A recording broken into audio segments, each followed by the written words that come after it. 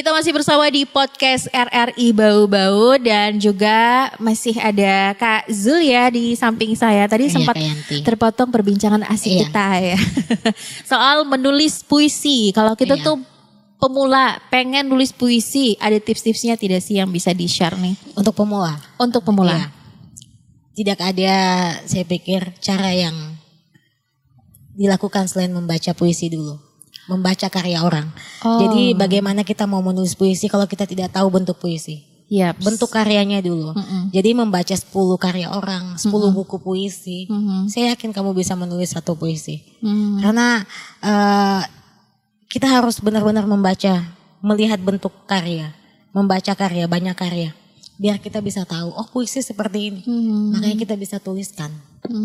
Penting sekali membaca. Ingin tulis cerpen, baca cerpen dulu. Ingin tulis novel juga kita harus baca novel. Gimana mau nulis kalau kita tidak tahu bentuknya. Dan kita perlu membaca karya-karya orang, karya banyak orang untuk lebih eksplor, lebih tahu oh puisinya seperti ini. Setelah itu menulislah sesuai yang penulis inginkan. Iya. Kalau menurut Kak Zul puisi itu apa sih yang versi Kak Zul? Yang versi saya. Apa ya? Puisi itu cara kita berkomunikasi dan menyimpan banyak hal. Puisi itu apa ya? Iya, cara saya menyimpan kenangan, menyimpan peristiwa ya.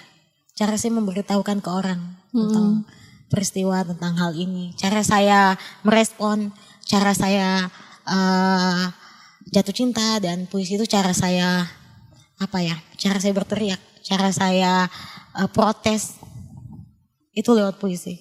Cara Kak Zul mengungkapkan banyak hal lewat puisi. Isi hati, isi kepala. Ya, bahasa penglihatan, pendengaran yang saya rasa, saya mencoba untuk proses itu yang saya mencari bahasa yang tepat untuk menjadi puisi. Bahasa yang orang bisa tahu yang saya rasakan. Proses mencari bahasa, penglihatan saya, pendengaran saya, rasa saya. Itu yang saya nikmati. Untuk akhirnya berpindah dari saya menjadi puisi. Bahasa itu berpindah dari saya menjadi puisi gitu. Tapi kan biasa kalau puisi itu kan kayak kata-katanya itu beragam terus berwarna gitu. Penting tidak sih kalau menurut Kak Zul, kita nih yang baru mau tulis puisi harus punya vocabulary juga yang banyak gitu. Itulah pentingnya membaca, saya pikir. Kita kembali juga buka kamus. Kamus juga penting, banyak banyak kosakata yang mungkin luput dari kita karena kita kebiasaan mendengar. Nah, membaca itu membaca itu sangat perlu karena menyimpan diksi, memperbanyak diksi, karena bahasa pendengaran sangat berbeda dengan bahasa yang ditulis. Iya. Saya juga emang kebanyakan ya kata-kata baru yang didapat pasti paling banyak di puisi deh. Ya. Karena emang puisi identik seperti itu tidak sih? Menggunakan bahasa-bahasa yang saya menggunakan bahasa Indonesia. Iya. Hanya mungkin menjadi asing karena kita sudah tidak lumrah digunakan setiap hari kan, gitu. Tapi emang identik seperti itu. Ada tidak sih kayak puisi yang ngomong apa ada? Banyak. Kita saya juga tidak pernah saya bukan kritikus gitu. Jadi saya tidak banyak tahu soal apakah ini sudah bisa menjadi puisi. Bagaimana bentuk puisi-puisi? Ada orang yang menulis puisi judulnya satu paragraf. Itu tidak masalah. Maksudnya macam-macam lah bentuk puisi itu. Kalau menurut Kak Zul yang puisi dianggap ini puisi, waduh best sih. Berasa. Menarik gitu. Ya, satu kisah, rasa. Saya pikir cukup dengan penggunaan kata-kata yang bahasa yang saya rasa ini puisi, ini bahasa puisi, bahasa emosinya bahasa puisi kan, dan bentuknya puisi. Ya. Kalau ini bahasa cerpen, bentuknya cerpen, ya kan panjang lagi. Gitu. Oke, kita bermain di rasa. Tapi kayaknya emang apa-apa kalau puisi, sastra, karya tulis, emang apa-apa emang bermain di rasa ya. Iya, dan saya pikir penting sekali untuk membaca puisi, membaca karya orang, karena Seno Gumiraji Dharma itu punya kredo Seno, ketika jurnalisme dibungkam, sastra yang bicara.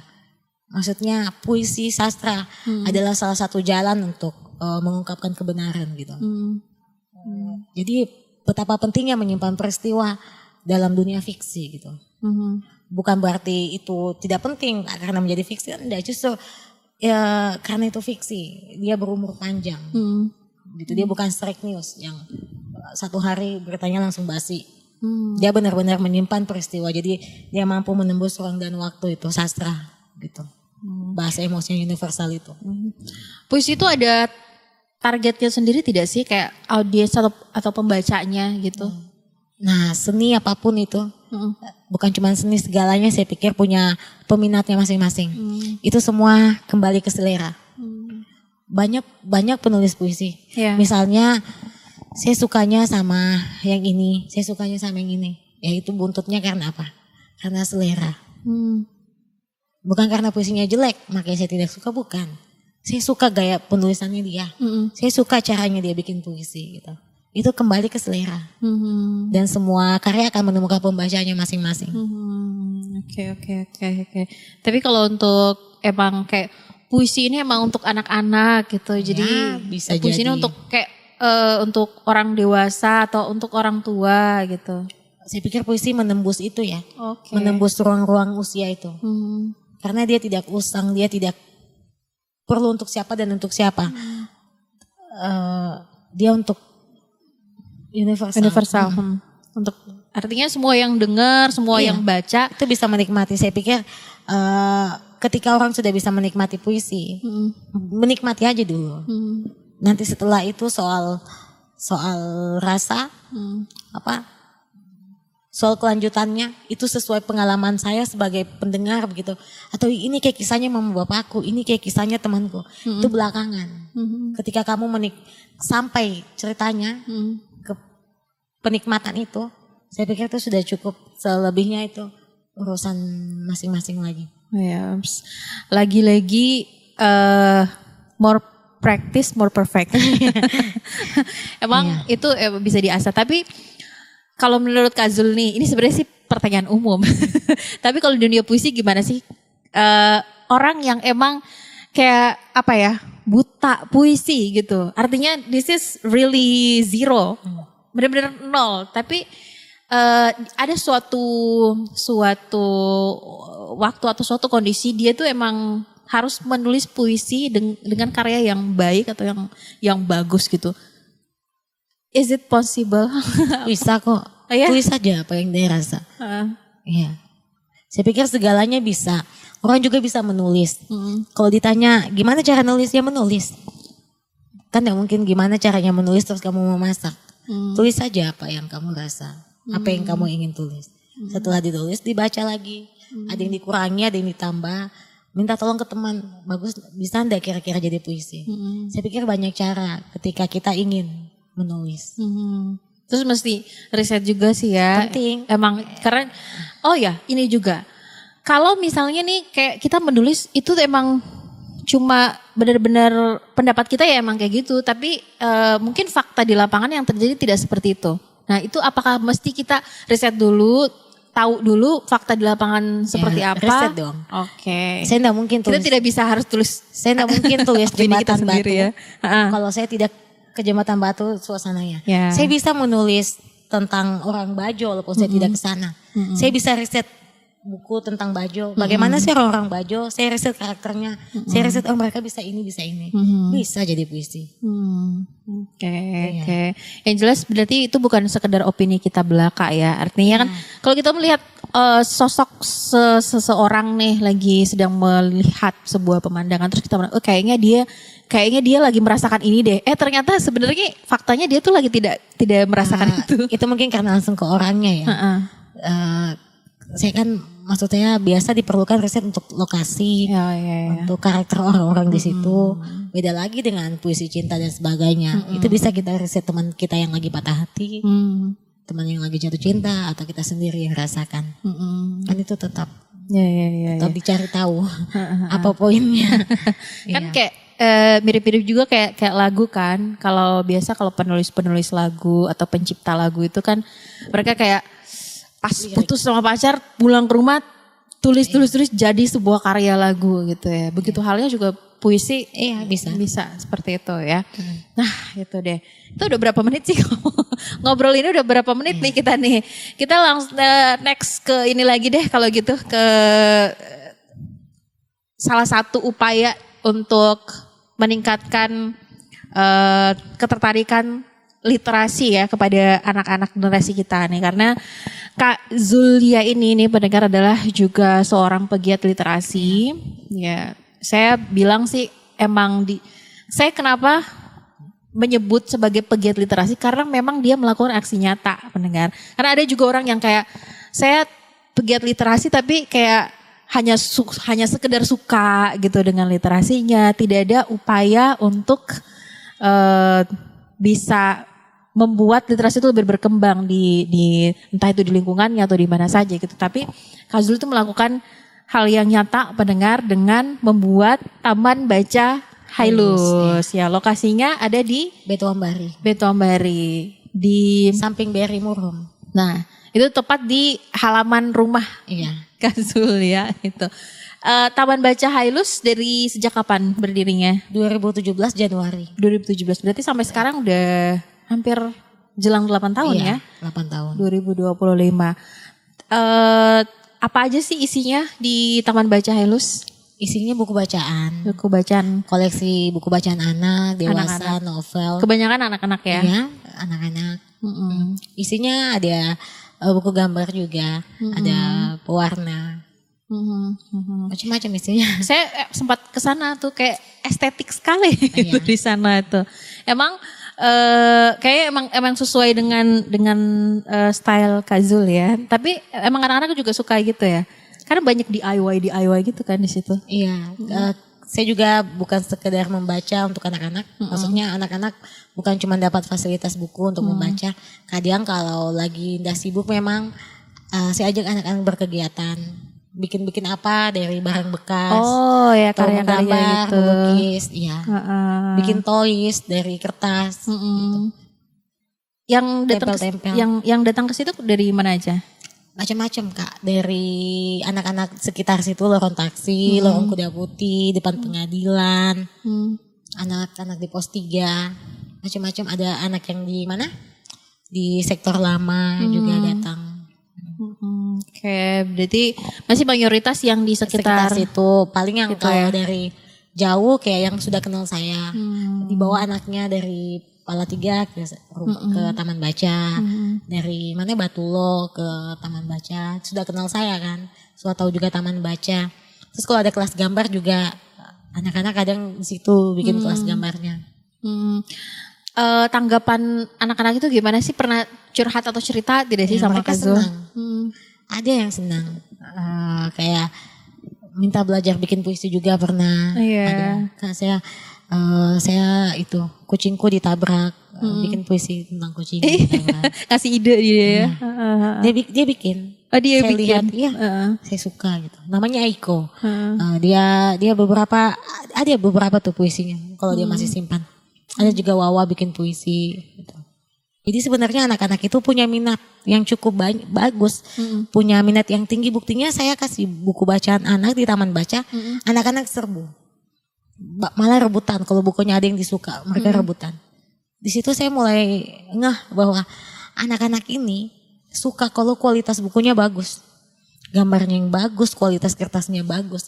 Jadi ketika anak-anak itu dikasih akses bacaan yang bagus, percayalah mereka akan membaca dan punya minat yang bagus juga. Iya, karena sebenarnya akses itu, anak-anak itu benar-benar sangat menikmati buku bacaan, terutama bacaan anak-anak. Ketika gambarnya bagus, ketika kualitas bukunya enak. Hanya kan akses itu kita tidak punya, dan kita juga sama percaya ketika ke Gramedia, kita tahu harga buku anak berapa kali lipat dengan harga buku orang dewasa. Itu jauh sekali selisihnya. Mahalan buku anak. Bener. Yang novel-novel orang dewasa aja ada yang harga kayak 25 ribuan, 30 ribuan. Ada loh, saya pernah lihat, ya maksudnya diskon. Saya pernah lihat loh yang harga yang udah diobral-obral gitu. Tapi jarang emang kalau buku anak-anak tuh yang buku anak cover tebal itu ratusan ribu. Kalau buku anak Islami paketan 2 jutaan, 1 jutaan. Iya. Misalnya 1 jutaan ada 5 buku. Nah, sanggupkah pemerintah kita memberi akses yang bagus untuk bacaan anak dengan fasilitasnya gitu? Kalau punya fasilitas itu kenapa tidak dikasih kesempatan anak-anak untuk menyukai membaca? Kalau buku yang ditawarkan di sekolah juga tidak menarik, ya otomatis anak-anak minatnya bukan semakin mendekat, semakin menjauh. Kalau Kak Zul melihat ini lebih ke secara keseluruhan ya, entah itu sastra puisi ataupun juga tingkat literasi untuk di kalangan lebih ke anak muda gitu, anak muda. Kalau anak-anak kan tadi udah terjawab sama Kak Zul, tapi lebih ke anak muda. Soalnya kan sekarang lebih ke industri musik tuh mereka sangat-sangat menggandrungi ya. Tapi kalau untuk literasi dan juga sastra puisi gimana? Sebenarnya ada peminatnya, ada. Di Bobo sendiri tahun lalu ya, saya sempat berjumpa dengan teman-teman yang suka menulis puisi, anak-anak SMA. Itu ada kegiatannya teman. Saya diminta isi kegiatannya. Ada yang minat ke situ, baca puisi pun ada. Misalnya di Gora ada Malona Puisi, ada juga anak SMA yang berpartisipasi. Iya, sebenarnya lagi-lagi kita tidak biasa dengan fasilitas, misalnya tidak biasa dengan kegiatan membaca puisi. Akhirnya peminatnya juga tidak terbiasa, kurang kelihatan karena tidak ada yang minat di situ gitu. Ternyata ketika kita bikin kegiatannya ada kok yang minat, bermunculan tuh anak-anak yang minat. Ada saja kemarin juga saya baru berkegiatan di UMB, jadi juri lomba baca puisi. Nah kan puisinya 2 nih, puisi bebas sama wajib. Bebas ini suka-suka. Nah ternyata mereka lebih banyak menulis puisi sendiri untuk dibacakan sendiri. Akhirnya saya bilang lah ke panitianya, lain kali bikinlah lomba menulis puisi dan membacakan puisi yang ditulisnya. Karya sendiri. Karena ternyata minat itu banyak. Maksudnya bukan banyak, ada. Hanya tidak tersalurkan karena tidak ada kegiatannya atau mereka tidak tahu gerbangnya kemana ini. Nulis puisi juga kan kita bisa kirim ke media gitu. Sebenarnya kurang akses gerbang ini aja. Mau dikemanakan, minat kita ini mau dikemanakan, ada ruang dari kota ini untuk kita. Kak Zul sendiri untuk mempertahankan minat itu, kita bikin ruangnya gitu. Maksudnya, emang ada apa saja kegiatan yang udah dibuat nih? Sebenarnya karena saya suka kayak Malona Puisi, ya kita bikin ruangnya untuk menjaring siapa yang suka menikmati puisi, siapa yang suka baca puisi. Malona Puisi itu di mana, terus setiap kapan agendanya? Jadi Malona Puisi itu dulu belum jadi Gora. Itu hanya ajang kita ingin berkegiatan lah. Dibikinlah Malona Puisi pertama. Habis itu karena memang di Gora ada tempat, kita pakai fasilitas itu untuk membuka ruang untuk teman-teman yang suka berpuisi. Oke lah, kayaknya udah cukup. Ini juga ya perbincangan kita cukup lama juga, tapi emang sih pendengar, kalau saya cerita-cerita sama Kak Zul itu kadang-kadang tuh dari sore jam berapa terus sampai maghrib sampai malam gitu, karena ada aja bahan cerita. Artinya satu topik tuh bisa lari kemana-mana gitu ya ceritanya ya, tapi sangat-sangat terhibur dan menginspirasi saya ngobrol sama Kak Zul. Yang terakhir deh sebelum kita akhiri podcast kita kali ini, Kak Zul punya harapan tidak sih? Entahlah itu mungkin di bidang sastra atau puisi, atau ada kayak cita-cita impian Kak Zul, saya tuh pengen seperti ini loh, saya tuh pengen kota Bobo seperti ini atau generasi muda di Bobo seperti ini. Apa sih? Jangan kota dulu lah. Oke. Kota. Nah, saya ada harapan bahwa saya bisa suatu saat teman-teman anak-anak kecil yang ada di kelas gambar itu bisa kolaborasi bikin sesama mereka, bisa menghasilkan tulisan cerita anak bergambar gitu. Saya ingin sekali, entah nanti kita fasilitasi seperti apa, tetapi saya pengen anak-anak itu selain menggambar, mereka akhirnya mengabadikan cerita mereka lewat karya anak gitu.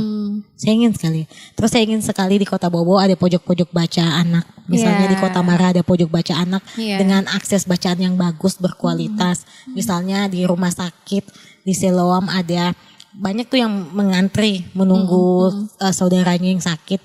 Itu ada pojok baca dengan buku. Oke lah, thank you, terima kasih banyak sama-sama, untuk Kak Zul sudah mampir ke RRI Bau-Bau, sudah cerita-cerita banyak juga. Maybe next kalau ada project-project baru dari Kak Zul dan juga teman-temannya ya di dunia literasi bisa ajak kita ya. Kita kan ada program-program banyak juga nih pendengar di RRI Bau-Bau yang nampaknya juga akan ada erat kaitannya ya dengan Kak Zul dan juga kawan-kawan. Terima kasih banyak. Mudah-mudahan cita-citanya tadi bisa terwujud dan juga pendengar RRI Bau-Bau. Kebersamaan kita di podcast RRI Bau-Bau cukup sekian ya.